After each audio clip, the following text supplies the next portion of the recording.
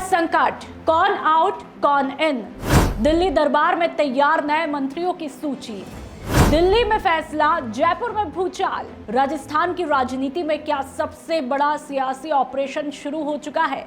क्या दिल्ली में बैठकर तय हो रहा है कि भजनलाल शर्मा की टीम में कौन रहेगा और किसकी कुर्सी अब जाने वाली है?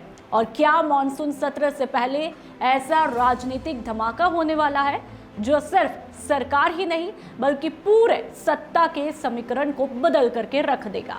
और क्या ये सिर्फ कैबिनेट विस्तार नहीं बल्कि 2028 के विधानसभा चुनाव की पहली बड़ी रणनीतिक चाल है?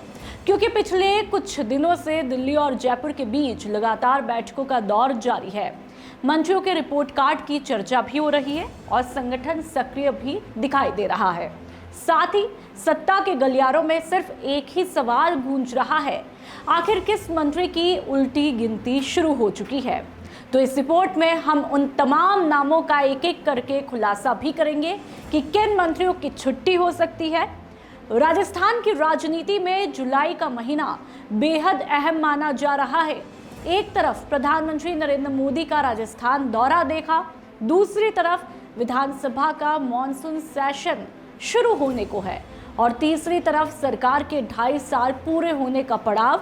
और इन सब के बीच सबसे ज्यादा चर्चा अगर किसी बात की है तो वो है मुख्यमंत्री भजनलाल शर्मा की कैबिनेट में संभावित फेरबदल की।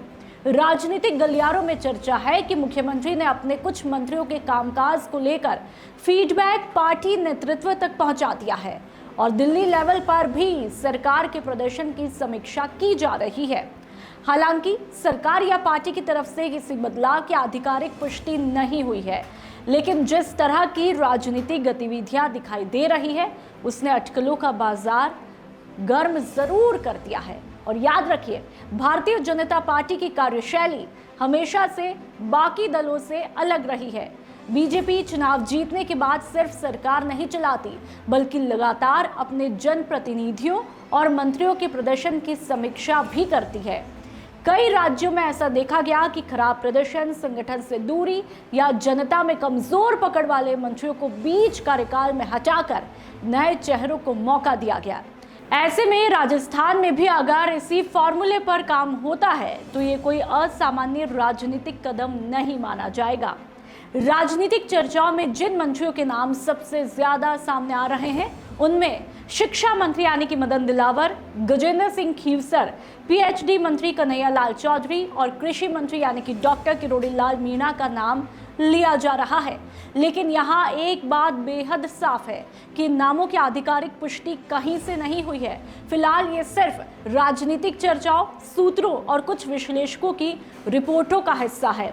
अंतिम फैसला केवल भाजपा के केंद्रीय नेतृत्व और मुख्यमंत्री ही करेंगे। अब सबसे ज्यादा चर्चा अगर किसी एक चेहरे की हो रही है तो वो है डॉक्टर किरोड़ी लाल मीणा। राजस्थान की राजनीति में किरोड़ी लाल मीणा हमेशा से ऐसे नेता रहे हैं जो अपनी बात खुल करके रखने के लिए जाने जाते हैं। सरकार बनने के बाद भी उन्होंने कई मुद्दों पर अपनी नाराजगी सार्वजनिक रूप से जाहिर भी की है और हाल ही में उनकी केंद्रीय गृह मंत्री यानी कि अमित शाह से मुलाकात ने भी राजनीतिक चर्चाओं को एक नया मोड़ दे दिया है।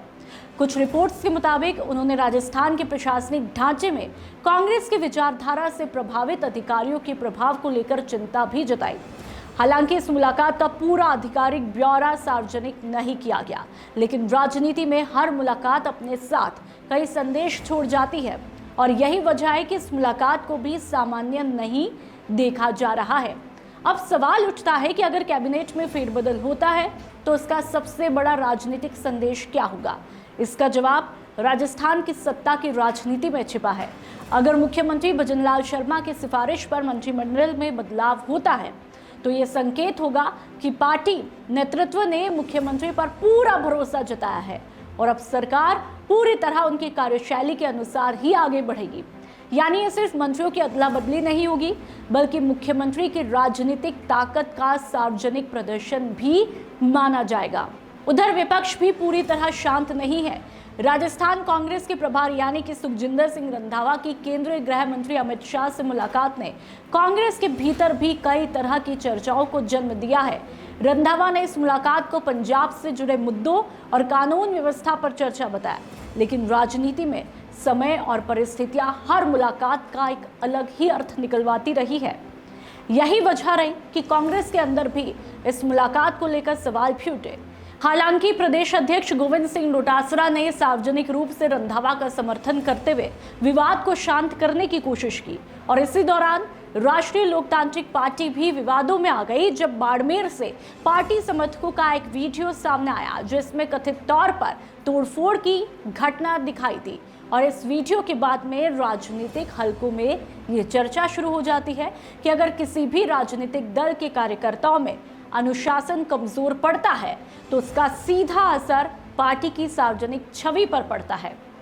हनुमान बेनीवाल की राजनीति हमेशा आक्रामक देखने को मिली है, लेकिन राजनीतिक विशेषज्ञ ये मानते हैं कि जन समर्थन को संगठनात्मक अनुशासन में बदलना किसी भी दल के लिए सबसे बड़ी चुनौती होती है। इन सभी घटनाओं को अगर एक साथ जोड़कर देखा जाए तो तस्वीर बेहद दिलचस्प दिखाई देती है। एक तरफ भाजपा अपनी सरकार की समीक्षा कर रही है तो दूसरी तरफ कांग्रेस अपने अंदरूनी सवालों से जूझ रही है। तीसरी तरफ क्षेत्रीय दल अपनी राजनीतिक जमीन मजबूत करने की कोशिश में लगे हैं और इसी बीच प्रधानमंत्री नरेंद्र मोदी का राजस्थान दौरा भी देखा है। ऐसे में ये कहना गलत नहीं होगा कि आने वाले कुछ दिन राजस्थान की राजनीति की दिशा और दशा दोनों ही तय कर सकते हैं। अब सबसे बड़ा सवाल ये है कि क्या मॉनसून सेशन से पहले भजनलाल शर्मा अपनी नई टीम के साथ में विधानसभा पहुंचेंगे? क्या दिल्ली से ऐसा फैसला आएगा जो राजस्थान की सत्ता के कई समीकरण बदल देगा, या फिर पिछले कई दिनों से चल रही सारी अटकलें सिर्फ राजनीतिक अफवाह साबित होगी? फिलहाल दिल्ली खामोश है, जयपुर में इंतजार है, लेकिन इतना तो तय है कि राजस्थान की राजनीति में अगला बड़ा फैसला जब भी आएगा उसका असर सिर्फ मंत्रिमंडल तक सीमित नहीं रहेगा, बल्कि 2028 के विधानसभा चुनाव की पूरी रणनीति पर भी दिखाई देगा।